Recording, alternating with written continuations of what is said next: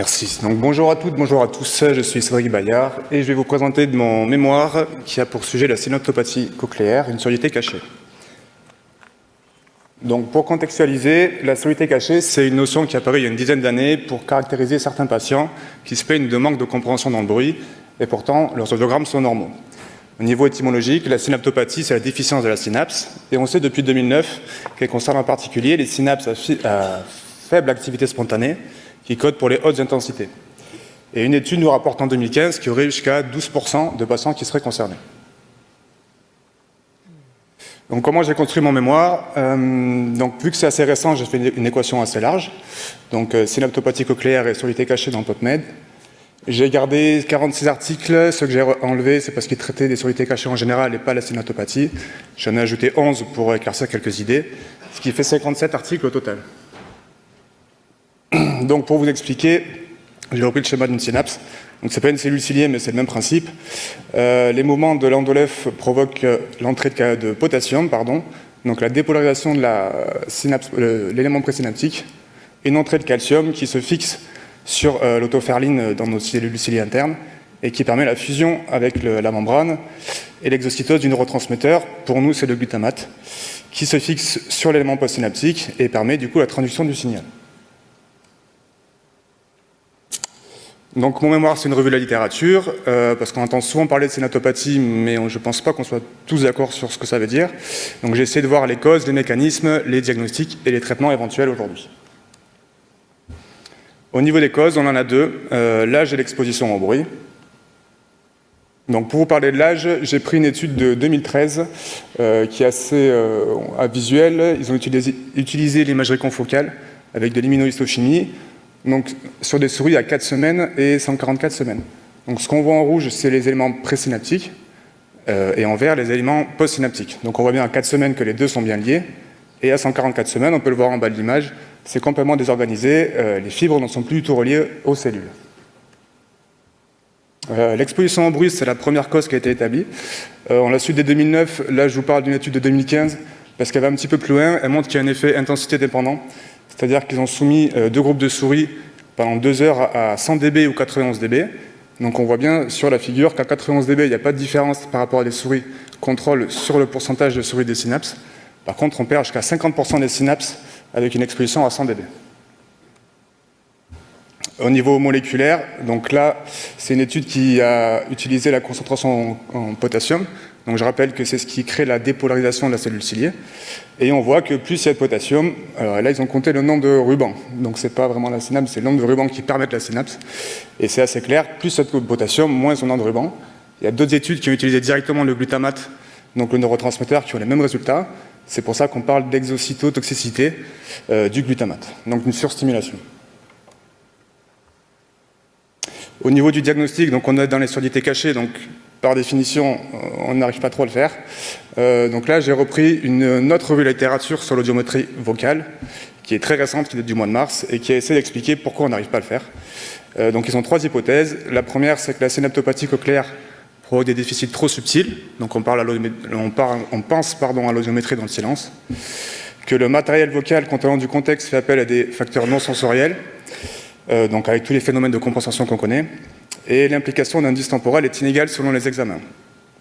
Il y a d'autres pistes qui sont à l'étude pour le diagnostic, notamment le réflexe tapédien, une étude qui montre qu'il y aurait une élévation jusqu'à 17 dB du seuil de déclenchement du réflexe, et une autre, dont là il n'y en a qu'une, mais je la trouve assez intéressante, qui a repris le protocole d'exposition au bruit et qui montre qu'il y a à la fois une diminution des synapses et l'apparition d'un hydrops endolymphatique. Donc potentiellement un lien entre les deux pathologies. Donc pour essayer de pallier à ça, j'ai repris un peu tout ce qui avait été énoncé par l'équipe d'avant, et pour m'affranchir de tous les biais dont il parlait. Donc, à savoir un bruit constitué de paroles pour masquer au maximum les modulations du signal, un faible contexte, donc j'ai pensé aux listes monosyllabiques de Fournier, un bruit et un signal prononcés par le même locuteur pour s'affranchir des indices de hauteur pour discriminer la voix, un RSB compétitif, donc je l'aurais mis à 0, et qui fait intervenir la localisation. Alors c'est juste une idée, ça n'a jamais été essayé, mais le but c'est d'avoir le patient en face à 3 haut-parleurs séparés à plus 15, moins 15 dB. Chaque haut-parleur va envoyer en même temps un mot différent issu des listes monosyllabiques de Fournier, et le but est de demander au patient de répéter le mot qu'il a entendu en face. Et en fait on score, on envoie 10 salves comme ça et on score de 1 à 10. C'est de la théorie, ça n'a pas été essayé, mais en fait, ça reprend les conditions énoncées précédemment qu'il faudrait tout écarter. Au niveau des traitements, donc là on est vraiment au tout début, donc c'est que de la cellule de culture, il n'y a pas de clinique, c'est de la recherche fondamentale.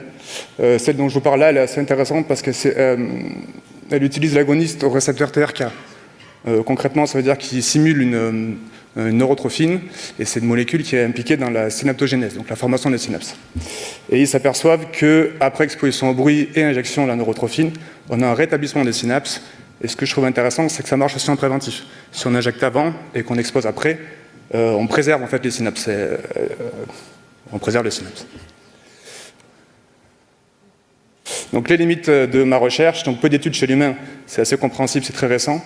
Surtout des populations cibles. Les quelques études que j'ai trouvées, c'était sur des gènes. Et on nous dit que ça intervient avant la perte de cellules ciliées, donc pour moi, avant la presbyacousie. Donc pas trop âgé non plus, et en même temps, il faut qu'il y ait une histoire audiologique derrière. Donc j'ai estimé 40-60 ans, qui devrait être une bonne population.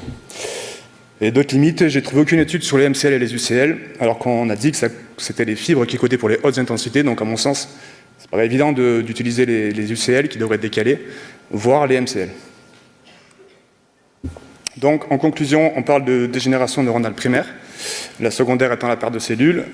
Ça concerne les fibres à faible activité spontanée, c'est causé par l'âge d'exposition au bruit, le diagnostic est difficile aujourd'hui, et on n'a pas de traitement thérapeutique. Merci de votre attention.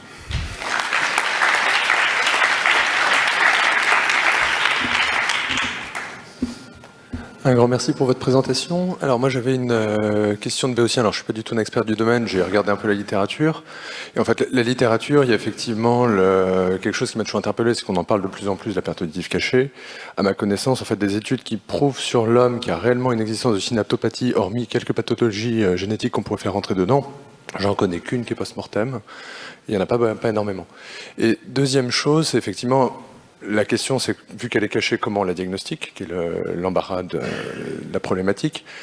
Il y a un beau papier qui a été publié en fait, de mémoire en 2019 ou 2020 en fait, dans Hearing Research qui montre qu'effectivement, co-signé par la plupart des chercheurs du domaine, que ils terminent dans le titre, ils mettent mission impossible. Donc en fait, effectivement, c'est toute l'ambiguïté. C'est qu'en fait, on se dit, il y a probablement quelque chose. Est-ce que c'est pas quelque chose qui est quelque part un peu fourre-tout dans lequel on met pas mal de choses? D'après ce que vous avez lu, vous, comment vous pourriez en fait, dans une pratique clinique en se disant là, ce patient, il pourrait peut-être rentrer dans cette case-là, avec toutes les précautions qu'on peut mettre autour? Alors honnêtement, je ne sais pas trop. Mais j'en ai parlé un petit peu hier avec Fabrice Giraudet et Vincent Croze pour expliquer par exemple le test. Donc pour eux, c'est pas forcément utile parce qu'on serait plus sur le traitement central. Mais par contre, ils s'accordent tous les deux à dire que parler de surdité cachée, ça n'a pas vraiment de sens parce que c'est un fourre-tout, comme vous l'avez dit. Dès qu'on ne sait pas, on dit surdité cachée, on peut rien faire et on passe à autre chose. Le but de la science et du chercheur, c'est d'aller chercher au-delà de on ne sait pas. Donc voilà, moi je propose ça. Je n'ai même pas essayé sur un normand entendant, ça se trouve ça ne marche pas du tout, c'est peut-être super difficile. Mais de ce que j'ai retenu, par exemple, les angles, je trouve ça assez important parce qu'il y a une étude qui a été faite en Allemagne sur des chiffres avec le même protocole. Et en fait, ils ont essayé plus 90, moins 90, pareil à 60, et 10, ça ne marche pas. Et du coup, on sait que l'oreille humaine, c'est à 12-15 degrés, et en fait, le résumé de l'étude d'Inino qui parle de l'audiométrie vocale, elle dit que le seul moyen d'arriver à trouver un examen, ça serait un examen suffisamment difficile pour qu'un normand entendant ait du mal à le réussir. Donc en gros, on est vraiment sur la limite entre normand entendant ou pas. C'est très subtil, c'est le début, la science ça prend des années, mais c'est vrai que pour l'instant, je suis d'accord avec vous, je ne sais pas trop comment on pourrait faire. Ça marche, merci.